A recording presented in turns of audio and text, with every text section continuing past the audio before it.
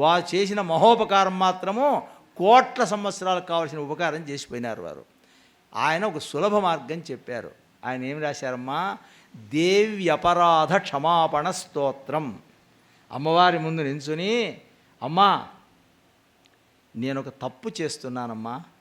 అమ్మ దగ్గరికి పోయి, అమ్మా నేను పెన్సిల్ పోగొట్టుకున్నానమ్మా, తప్పు అంటే, నువ్వు ఎప్పుడంతేరా పోగొడతావు, సరేలే ఇంకోటి కొనిస్తా.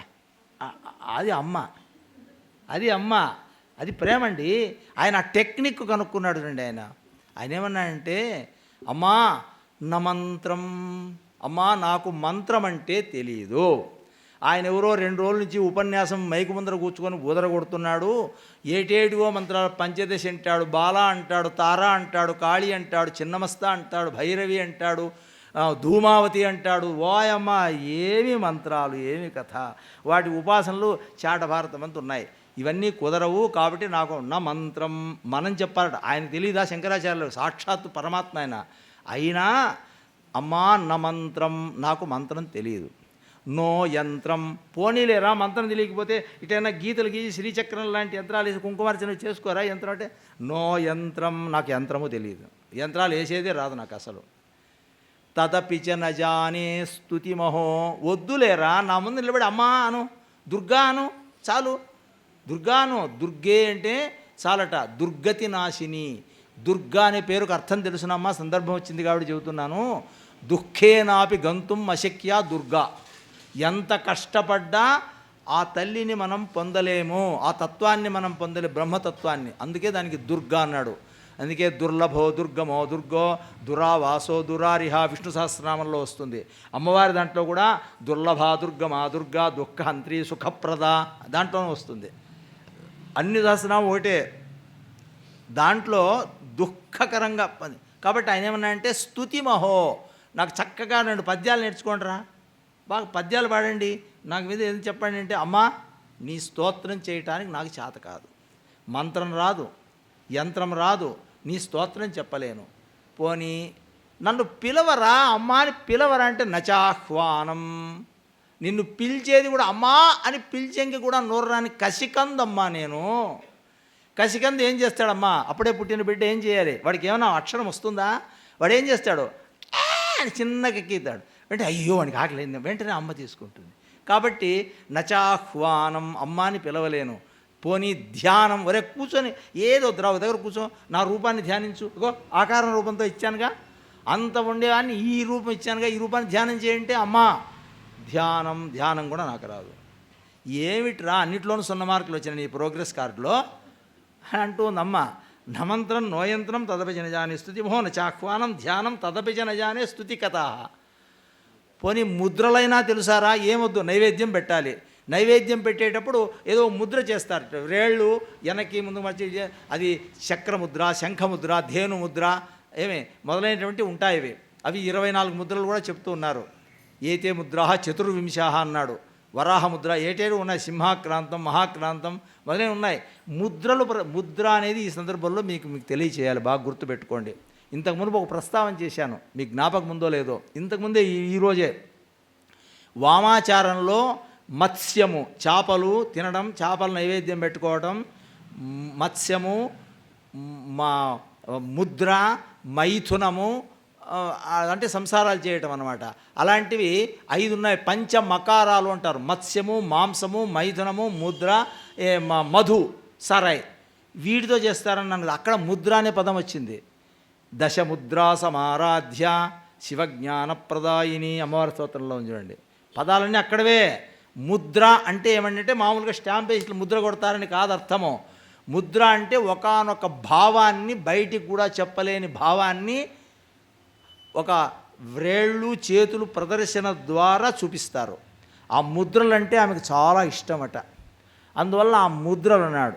శంకరాచార్యుల వారు అంటున్నారు, ఏమండి నజానే ముద్రాస్తే, ఆ ముద్రలు నాకు తెలియదు పోమ్మా అక్కడ. వారు నాయన అది కూడా తెలియదా? నజానే ముద్రాస్తే తదపిచ నజానే విలపనం, గట్టిగా ఏడవరా నాయన, ఏడిస్తే అన్నా నేను తీసుకుంటాను నిన్ను అంటే, ఏడ్చేది కూడా రాదన్నాడు ఆయన. నాకు ఏడ్చేది కూడా రాదమ్మా. ఎంత ఫ్రీ ఇచ్చారు చూడండి మనకు. ఏమన్నాడు? నమంత్రం నోయంత్రం తదపి చ నజానే స్తుతిముహో నచాహ్వానం ధ్యానం తదపి చ నజానే స్తుతి కథా నజానే ముద్రాస్తే తదపి చ నజానే విలపనం. మరి నీకేమి తెలుసు అదన్నా చెప్పరా నాయనా? అవి లేదు ఇవి లేదు అనొద్దు, నీకు తెలిసింది చెప్పు చాలు అంటే, పరం జానే మాతః మాతః, ఓ తల్లి నాకొక్కటి తెలుసమ్మా, ఒకటే తెలుసు. ఏమిటో చెప్పరా అది? త్వదనుసరణం కష్టహరణం, నిన్ను అనుసరించి నీ మీద ప్రాణం పెట్టుకుని నిన్నే గతిగా భావించి నీ వెంటబడడం నాకు వచ్చింది అంతే.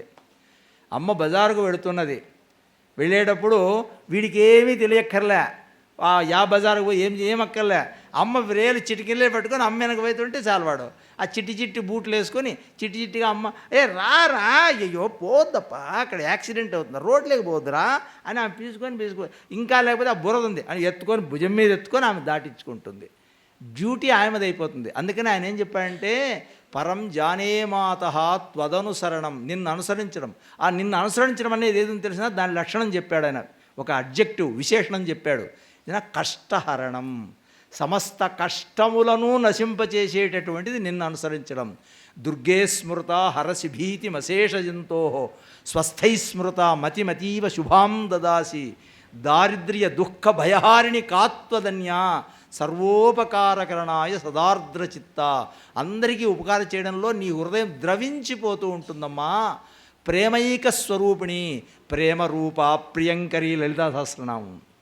ప్రేమయే అమ్మ స్వరూపము, దయయే అమ్మ స్వరూపము. ఆ మాతృప్రేమను మించింది లేదు. కనుక నేను నాడు అంటే ఆ మాట చెప్పి ఆయన ఏమన్నాడు తెలిసినా, అద్భుతమైనటువంటి అప్లికేషన్ ఒకటి ఇచ్చాడు ఆయన. అది నేర్చుకోవాలండి, దేవి అపరాధ క్షమాపణ స్తోత్రం. మనము నేనేమో రోజు చెప్పుకుంటానండి, ఎందుకంటే ఆ సంధ్యావందనం చేస్తున్నా, జపం చేస్తా, పూజ ఏం చేస్తే ఏవి చేసినా అవి సంపూర్ణమో కాదో, కొరత ఉందో ఇంకేముందో ఈ చెప్పుకుంటాను నేను అంతే. అమ్మా ఇదిగో తల్లి అని. అదేమిటి తిన్నా? రెండవది, విధేరజ్ఞానేన ద్రవిణ విరహేణాలసతయా విధేయాశక్యత్వాత్ తవ చరణయోర్యాచ్యుతిరభూతు తదేతక్షంతవ్యం జనని సకలోద్ధారిణి శివే కుపుత్రో జాయేత క్వచిదపి కుమాతా నభవతి. అమ్మా, వేదశాస్త్రములు చెప్పిన చక్కటి మార్గములు విదేహ అజ్ఞానేనా నాకు తెలియదు. ద్రవిణ విరహణ, పోనీ ఏదన్నా వాళ్ళ గుళ్ళో ఏదన్నా డబ్బులు కట్టి స్వామి చండీ హోమం చేయించండి స్వామి అమ్మవారి ప్రీతి కోసం అని చెప్పి ఏదైనా హోమాలు అవో ఇవో చేయిద్దామనుకుంటే నా దగ్గర అంత దుడ్డు లేదు. ద్రవిణ విరహేణ, దుడ్డు లేవు, అంత లక్షలు వేలు ఖర్చు పెట్టే పరిస్థితి లేదు నేను చేయించుకోవటానికి. అలసతయా, పోనీ దుడ్డున్నా నాకున్నంత సోమరితనం ఈ సృష్టిలో ఎవరికీ లేదు. నేను మహా సోమరిని చెప్పడం చూడండి ఆయన. నేను చాలా సోమరినమ్మా. అదేదో ఒక కథ కూడా ఉంది ఈ సందర్భంగా, ఒక ఆయన చెబుతుంటారు. ఒక 5 నిమిషాలు అటు ఇటు అవుతుందండి, పర్లేదు ఈరోజు. ఆయన ఏమన్నారంటే, ఒక రాజుగారికి కోరిక పుట్టింది. ఒరే సోమరితనం అనేటువంటి పెండ్లాం అనింది ఏమిటికో. ఏమండి భలే సోమరితనం మీకు ఎప్పుడో అనిందో ఏమో. ఈ సోమరులు ఎట్లా, వాళ్ళకు కూడా ఒకటి, ఎందుకంటే ఇప్పుడు అందరికీ పెన్షన్ ఇస్తున్నారు కదండి, ఆధార్ కార్డుని అందరికీ ఏదో చేస్తున్నారు కదా, ఈ సోమరితనం ఉండే వాళ్ళు కూడా ఏదైనా ఇస్తాము అని ఒక పథకం వేసినారు. వేసి ఆయన చెప్పినాడంటే మంత్రిని పిలిచినాడు. ఏమయ్యా అన్నాడు, ఇగో ఈ మండలంలో సోమరితనం ఉండేటటువంటి వాళ్ళంతా ఒక చోట చేర్చండి అన్నాడు. చేర్చానంటే ఆయన అన్నాడు, ఎట్లా వస్తారప్పా, ఎవడు సోమరో ఏం కదా, ఎవడన్నా నేను సోమరిని ఒప్పుకుంటాడా? ఎవడు ఒప్పుకోడు కదా. మరి ఏం చేసేది అంటే, ఒక ప్రకటన చేయండి, 10,000 వరహాలు ఇస్తాం, సోమరులంతా ఒక చోట సమావేశం అయితే హాల్లో వాళ్ళకి ఇస్తామన్నాడు. అనేటప్పటికి మన వాళ్ళు ఫ్రీ అంటే చాలండి, ఫ్రీ అంటే ఇంక గవర్నమెంట్లు కూడా మార్చి పారేస్తాం మనం. అన్నీ ఫ్రీ ఫ్రీ ఫ్రీ. ఏమంటే ఆ దేవుడి పుణ్యాన్ని వాళ్ళకు బుద్ధి పుట్టలేను నా రాజకీయ నాయకులకి. అన్నము ఇంటికి తెచ్చి వండి కలిపి నోట్లో పెడతామండి అని ఒకటి అనలేదండి, అదొక్కటి తప్ప అన్నీ చేస్తున్నారు. మేము పరుపు కట్టి లాలి కట్టి మిమ్మల్ని ఊపుతామని కూడా అంటే వాడికి ముందు ఓటేస్తాం మనం. అట్లా అయిపోయి ప్రజలకు ఫ్రీ అనేది. కాబట్టి ఆ దుడ్డు ఇసాడు, అందరూ వచ్చినారట చాలామంది. ఏం ఆయన అనుకున్నాడు, ఏదో 10 మందో 15 మంది వస్తారు అనుకుంటే దాదాపు 150-200 మంది వచ్చి కూర్చున్నారు. అందరినీ చూసినాడు. చూసే దిమ్మ తిరిగింది. వాయమ్మ వీళ్ళందరికీ దుడ్డు ఇచ్చేస్తే ఖజానా ఖాళీ అయిపోతుంది, మొత్తం దుడ్డు అంతా అయిపోతుంది, ఏం చేయాలని అనుకుని ఆయన ఏం చేశాడంటే, మంత్రి ఒక ప్లాన్ వేసినాడు. మంత్రి కొంచెం బుద్ధి కలిగిన వాడే. ఆయన ఏం చేసినాడంటే, మహారాజా కొంచెం ఉండండి, మీకు అర్ధగంట నిలిచిరండి కొంచెం అని చెప్పి పోయినాడు. రే మీలో అసలైన సోమరులు ఎవరో వాళ్ళంతా ఒక చేయెత్తండి రా అన్నాడు. అనేటప్పటికి దాదాపు ఒక 50 మంది చేయెత్తినారు. వీళ్ళందరూ ఎత్తుకు బయట పారైపోవటం. ఏమి రా మీరెత్తేదంటే ఎవరెత్తుతారండి, చెయ్యి ఎత్తల్లా పైకి వాడు అన్నాడు. ఇది అయ్యే పని కాదు. సరే లాస్ట్కి ఇట్లా చేసి ఇట్లా టెస్టులన్నీ పెట్టి ఆయన ఐఏఎస్ పరీక్షకు పెట్టినట్టు టెస్టులు పెట్టినాడు. లాంటి ఒక 5 మంది మిగిలినారు. ఒరే వీళ్ళు ఒరిజినల్ సోమరిపోతలు, వీళ్ళు ప్యూర్ అని, వీళ్లకు మేము ఒక వ్యవహారం ఏర్పాటు చేయాలి అనుకునేసి ఆయన ఏమన్నా అంటే, ఒరే నాయన అక్కడ ఒక కొట్టం ఉంది, మీరు పోయి ఆ కొట్టంలో పరుపులు ఉన్నాయి లక్షణంగా, మీరు అందులో పడుకోండి. మీరు అందులో పడుకుంటే మీకు అక్కడికే తిండి తిప్పలు అన్నీ సప్లై చేస్తాం, మీరు కాదు చేసుకోవచ్చు అన్నాడు. అంటే ఒక దాదాపు 4 పోయినారు, ఒకడు పోలే. ఏమిరా దాదాపు 4 అందరూ వెళ్ళినారు అక్కడికి. వెళ్ళేటప్పటికి ఏమైందంటే, పోండ్రా అక్కడికంతే బాగా తిండి పదార్థాలను తెచ్చిపెట్టారు అక్కడ. వాళ్ళలో ఒక 2 మాత్రము అట్లా ఇట్లా చూసి లటక్కున్న స్వీట్స్ అన్ని తింటున్నారు. మిగిలిన వాళ్ళు తినలేదు. ఏమి రా మీరు తినంటే, ఆ చేయి తట్లో చేయి పెట్టి తీసుకొని నమిలి ఎవరు తింటాళ్ళేపా అన్నారు. వాయమ్మ వీళ్ళు ఒరిజినల్ రా వీళ్ళు. వాళ్ళ ముగ్గురిని వండబెట్టిన తర్వాత ఏం చేసినా అంటే, వీడు కూడా విడిపించుకునే పరిస్థితి అని చేయాలని మంత్రి ప్లాన్ చేసి కొంపకు కొరువు ముట్టించినాడు. 3 పండుకొని ఉన్నారు. ముట్టిస్తే దాంట్లో 2 వాయమ్మ పారిపోయినారు. అంటుకుంది. వీడు అట్లే పండుకున్నాడు. ఏమి రా అట్లే అంటుకుంటూ వస్తా అంటే ఇంకా ఆ పక్క అంటుకుంది కదా, నిదానంగా రానులేప. నిదానంగా వచ్చినాక చూస్తాం రోంతలు పక్క జరుపుకుంటే చాలే, నాకు జరిగే ఓపిక కూడా లేదు అని అంట. వాడు ఒరిజినల్ సోమరి రాజుగారి దగ్గర అవార్డు ఇప్పించిన అంటవాడిని. అట్లా సోమరి చెప్పినట్టు విధేరజ్ఞానేన, అమ్మా నాకు వైదిక ఆచారం తెలియదు, తంత్రాచారం తెలియదు, వామాచారం తెలియదు, ఏవీ తెలియదు. విధేహ అజ్ఞానేన ద్రవిణ విరహేణ, దుడ్డు లేదు, కోట్ల యజ్ఞాలు యాగాలు చేసి 1000 మందిని పిలిచి భోజనం పెట్టే యోగ్యత లేదు నాకు. అందరికీ పెట్టాలా, లలితా సహస్రనామం చేసిన దాదాపు 1000 మందికి భోజనం పెట్టాలి. అవన్నీ ఉన్నాయి దాంట్లో తంత్రాల్లో. ఇంకా అవన్నీ చెప్తే బెంబేలు ఎత్తిపోతానని చెప్పకుండా ఉన్నాను. అవన్నీ ఉన్నాయి. అవన్నీ చేయాలంటే దుడ్డు అంతా ఖర్చు అయిపోతుంది, మొత్తం అంతా. అదేవో రంతిదేవుడు ఖర్చు అయినట్టు మొత్తం అంతా రంతిదేవుడు కట్టుబడులతో మిగిలాడు ఆయన. అట్లా అయిపోతాం. కాబట్టి ద్రవిణ అలసతయ, సోమరితనంతో ఉన్నాను. చేయాలంటే తెలుసు, అన్నీ తెలియక కాదు. ఎవరైనా కూర్చోబెట్టి చెప్పమంటే దండికి చెప్తా. ఆయన వాసుదేవ శాస్త్రి చెప్పినట్టు వైకి పెట్టుకొని అన్నీ చెబుతూ ఉంటా. ఆచరించమంటే వచ్చే తిప్పలు, నా చేత కాదు, సోమరితనం వచ్చేసింది. కాబట్టి విధేయాశక్యత్వాత్, చెయ్యవలసిన పనిని చెయ్యకపోవడం చేత తవ చరణయోర్యాచ్యుతిరభూత్, తెల్లవారుజామున లేచి నక్షత్రాలు ఉండంగానే చక్కగా లేచి శుభ్రపరుచుకొని పరుపులు గిరుపులన్నీ పక్కన పెట్టి ఇల్లు అలుకొని దీపారాధన చేసుకొని నక్షత్రాలు ఉండంగానే సంధ్యావందనం ప్రారంభించి ఆ సర్వ చైతన్య రూపాంతం అనే మంత్రాన్ని జపం చేస్తూ ఉండి సూర్యోదయం వరకు ఉండి జపం చేయాలి. ఇవన్నీ విధి విధానాలు ఉన్నాయి. ఆ విధంగా చేస్తే తప్ప ఈ జన్మాంతరార్జితమైన పాపశేషం నశించదు, ఉత్తమ గతులు రావు. అవి చేయమన్నారు. కాబట్టి ఆయన ఏమన్నాడంటే, నీ తవ చరణయోహో యా చ్యుతి రవు. చ్యుతి అంటే నశించడం, జారిపోయాడు, జారిపోవడాన్ని చ్యుతి అంటారు. అమ్మా నీవు అంత లోకాల్ని పరిపాలించడానికి ఉద్యంతమస్తమ్యంతమాదిత్యమభిధ్యాయన్ కుర్వన్ బ్రాహ్మణో విద్వాన్ అని చెప్తున్నారు. ఆ ఉదయం పూట ఆవిర్భవించేటప్పుడు సూర్యమండలం యోసో తపన్నపాముదేతి అని అరుణం చెప్తూ ఉన్నది. ఆయన అద్భుతమైనటువంటి తేజస్సుతో పైకి వస్తూ ఉంటే సూర్యమండలం నుంచి అమృత కిరణాలు, గాయత్రి తత్వ నిర్ణయాలు బయటకు వస్తుంటాయి. ఆ తేజస్సు వస్తుంటే దాన్ని ఆ సమయంలో ఆవాహనం చేయాలి. కానీ నేను ఆ పని చెయ్యలేదు. కాబట్టి ఏమంటున్నాడు స్వామి, తవ చరణయోహ యాచ్యుతిరభూతు. 7 గంటలకు లేడమో 8 గంటలు లేవడమో కాపీలు తాగడమో టిఫిన్ తినడమో ఉద్యోగాలకు పోవడం, నా సంసారం, వీటి మీద పడ్డాను. కాబట్టి నీ పాదార వింద సన్నిధి నుంచి నేను జారిపోయినాను. కాబట్టి తదేత క్షంతవ్యం, అమ్మా ఈ తప్పును నన్ను మన్నించమ్మా, ఎందుకంటే సోమరితనంతో నేను చేయలేకపోయాను. కాబట్టి సకలోద్ధారిణి శివే, నీవు మంగళకరమైన దానివే కాకుండా అందరినీ ఉద్ధరించే లక్షణం నీకున్నది. కాబట్టి చేయమన్నాడు. అంటే కాదురా, మంచి పిల్లోడై బడికి పోయి బాగా చదువుకుంటుంటే తల్లికి ప్రేమ కలుగుతుంది. మంచి నా కొడుకు బంగారప్ప బాగా నేర్చుకుని అంటాము.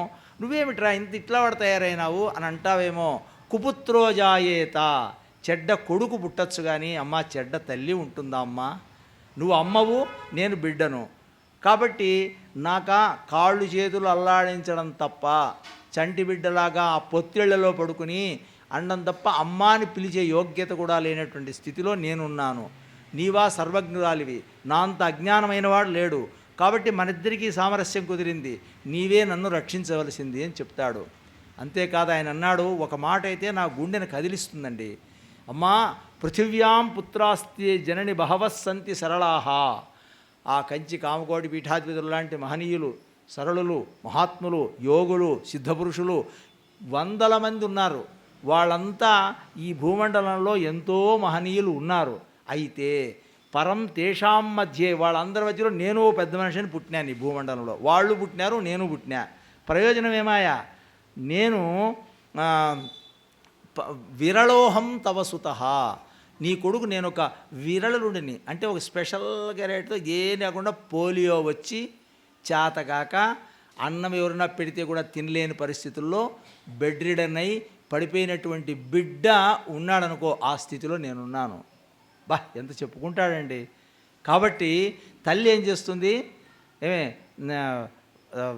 విరళో మదీయోయం త్యాగ, నన్ను నిరాదరణ చేసి వాడు ఎక్కడన్నా పడి సావనలే, వాడితోనేమి బాగా సంపాదించే కొడుకులు ఉన్నారు, నేను పోయి వాడితో పాటు అమెరికాలో ఉంటా, వాడితో ఢిల్లీలో ఉంటా, వాడితో ఉద్యోగం హాయిగా ఉంటా అని తల్లి పోతుందా?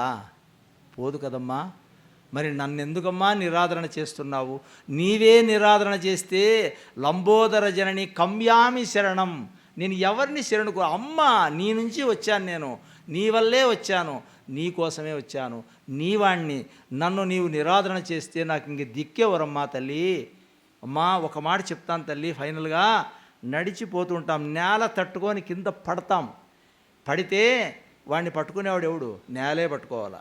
నేల తట్టుకొని పడినవాడికి నేలే ఆధారం కదా, భూమి తట్టుకొని పడిన భూమే ఆధారం కదా. కాబట్టి భూమౌ స్ఖలితపాదానాం భూమిరేవ అవలంబనం త్వయి జాతాపరాధానాం, నీ విషయంలో చేసినటువంటి అపరాధములకు త్వమేవ శరణం శివే అని అన్నారు. ఇది భక్తి. అమ్మా, లలితా సహస్రనామం చెప్పేటప్పుడు చక్కగా మీరు ఒకవేళ ఎట్ట చెప్పినా ఏం చెప్పినా, అమ్మా మాకు సంస్కృతం రాదు, మాకు గురువులు లేరు, ఎందుకంటే మహేశ్వర మహాకల్ప మహాతాండవ సాక్షిణి అన్నామనుకోండి, అర్థం చేంజ్ అయిపోతుంది. మహేశ్వర మహాకల్ప మహాతాండవ సాక్షి కలిపి చెప్పాలి. అక్కడ కొన్ని దీర్ఘాలు, ఒత్తులు, కొమ్ములతో సంస్కృత భాషలో పెద్ద చిక్కు. ఒక అక్షరం పక్కకు పోతే చేస్తే గబ్బు పట్టిపోతుంది. దుష్ట దూరా దురాచార శమని అని ఉండేది అక్కడ. దుష్ట దూరా దురాచార శమని దోషవర్జిత అన్నామనుకోండి, అంటే దుష్ట దూరా దురాచారా, అమ్మ నువ్వు దురాచారాలు అని ఆమె చెప్పినట్టు అవుతుంది. ఆ పదాలు పలికేటప్పుడు చాలా జాగ్రత్తగా చెప్పాలి. అందువలనే లలితా సహస్రనామం అనేటటువంటిది చివరి జన్మలో తీసుకుంటారు అందరూ. ఆ రహస్యం చెబుతున్నా వినండి.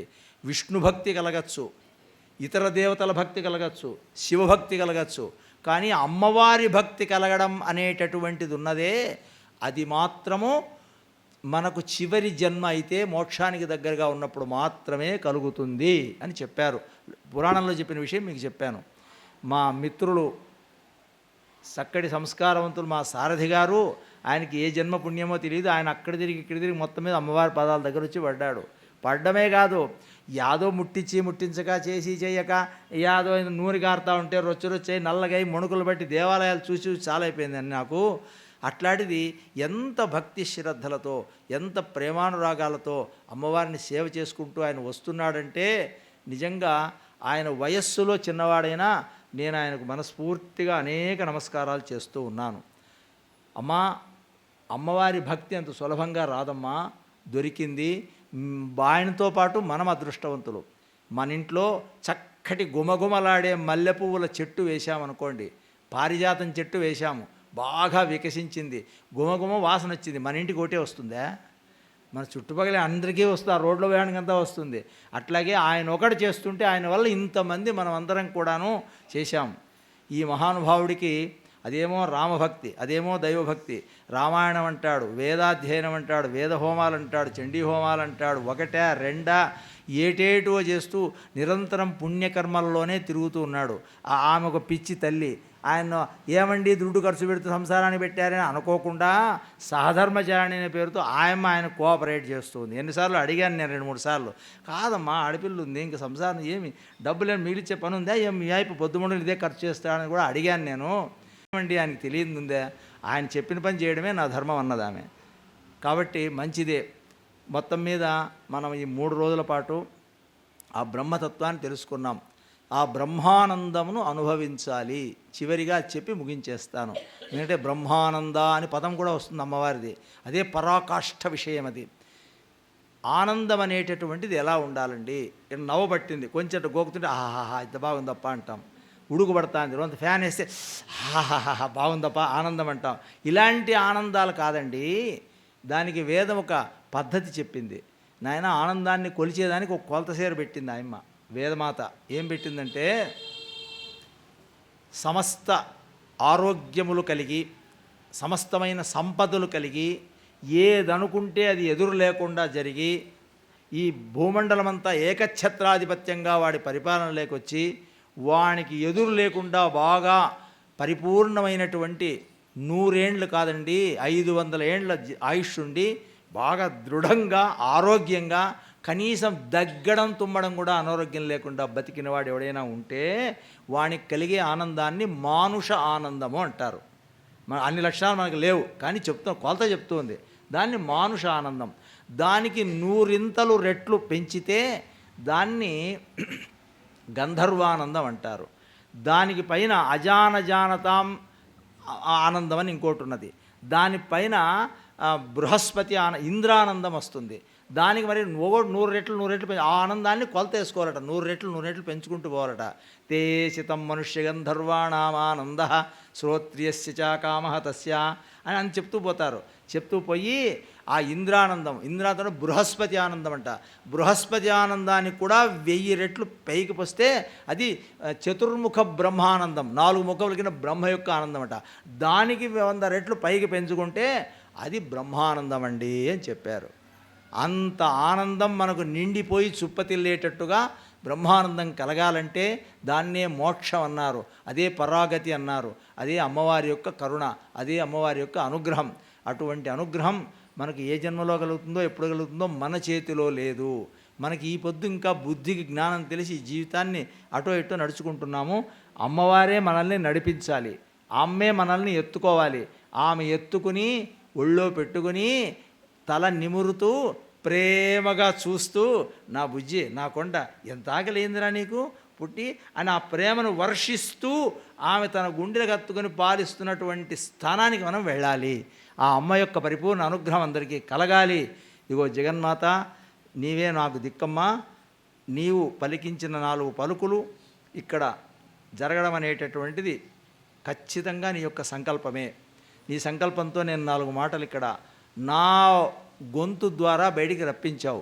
ఇటువంటి అపూర్వమైన అవకాశాన్ని ఇచ్చినటువంటి అమ్మకు, అమ్మ ప్రేరణతో చేసినటువంటి మా మిత్రులు ఆత్మీయులు సారథి దంపతులకు, అలాగే దీన్ని ఎంతో శ్రద్ధగా ఎక్కడెక్కడి విషయాలు ఏమేమో నేను నా పాటికి నేను గడగడ చెప్తూ ఉన్నా శ్రద్ధగా విన్నటువంటి మీకు అందరికీ చిరాయురున్నతులు కలుగుగాక, అమ్మ అనుగ్రహం కలుగుగాక అని ప్రార్థిస్తూ ఈ రోజుకు ఈ ప్రవచనాన్ని ఇంతటితో ముగిస్తున్నాను.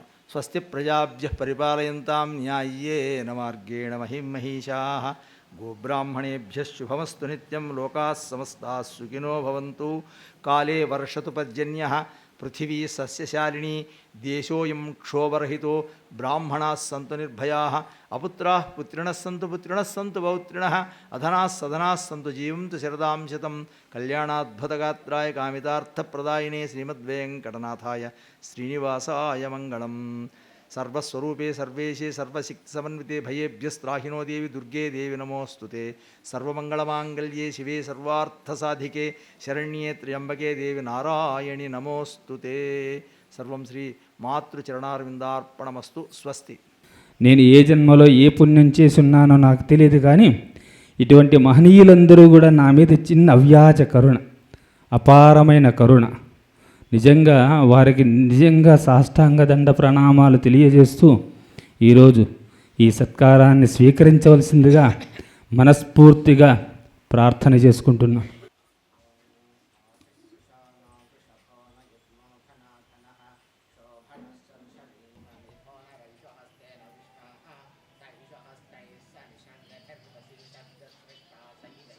Thanks for watching.